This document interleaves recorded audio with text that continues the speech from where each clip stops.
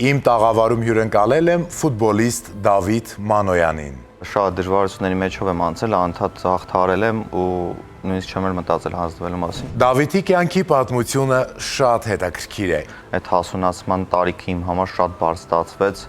նույնիսկ օրեր կային, որ չէի ուզում մարզման գնայի։ Ինչպես է նա ընտրում ֆուտբոլիստի մասնագիտությունը։ Հավաքականի խաղերից առաջ, երբ որ հնչում է Հայաստանի հիմնը, ամեն անգամ ոնց որ դու ասում ես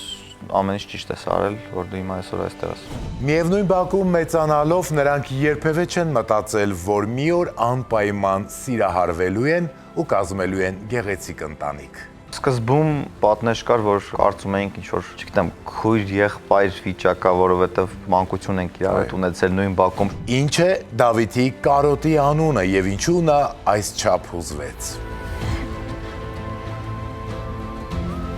Մի բանա, որ երբեք չես պատկերացնում, այսինքն այդ հարաբերությունները ինքը շատ բարդ նկարագրել են մարդուն, որ չի ունեցել։ Եվ իմ կյանքի ամենակարևոր մասնիկն ենք եղել։ Ով է Դավիթ Մանոյանի անակնկալ հյուրը։ Ով է անակնկալ նամակի հեղինակը։ Ինչ էր գրված նամակի մեջ, որ այդքան հուզեց Դավիթին։ Բայց դու ոչ միայն չգնացիր, դու մնացիր։